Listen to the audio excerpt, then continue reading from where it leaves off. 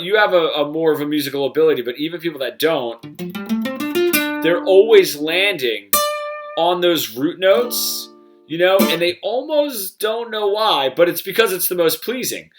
But what we want to do is, and especially what I want you to try is, we want to set up that root note.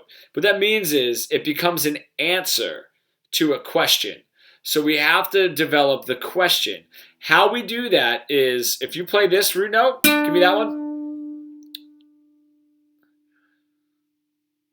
Now there's a note in the pentatonic ahead and behind it, right? Yeah. If you play a phrase, right, and then you come back and play, if you end on one of those two notes that are near the root note as a phrase ender, that's a call, that's a question. And then it kind of demands and it can be so simple. So if I have,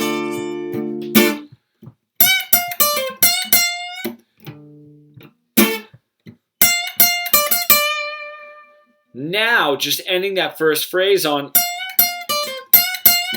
that note, which is basically the same as the 10th fret and the 3rd string, right? That gives a little bit of an urgency, a little bit of tension, and then ending with that root note. It kind of sets it a release. So it's a question, answer, question, answer. It's so simple because all you have to do, you can literally do the same exact lick. So if I was down here, I could do, and then I could just do, and then on a root note, or, right? You can do the same thing. So I want you to think about that. It's those two notes and these two notes, right? The 11th, or the 11th fret, the 13th fret, and the bottom two strings. Those are your tension notes, all right? And then you know where this is. The only thing that you got to do is you have to train yourself, just like what we're doing, playing, not playing, playing, not playing, is train yourself to end on those tension notes and then on the root notes, all right? Try it. Throw that backing track on and see if you can get that. First starting out, because that's all you need to do. The hard part is when you go to play it, you're like, oh, that's not going to sound good. This is what I need to do. Or something crazy. Really, it's just, that is totally it. So the only reason, it's so funny, the only reason when you go to play it and it's like, no, I'm not sure what to do, is only because you think it needs to be more complicated.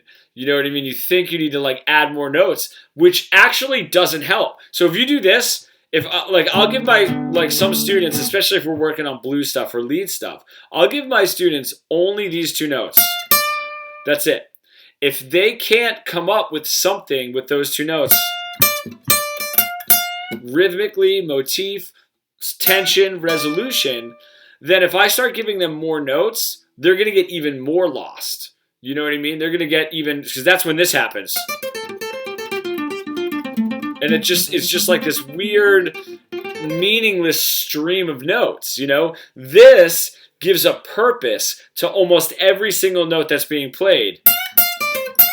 So if it's confusing, it just means that you're overthinking it, and you can just make it so simple, just using two notes.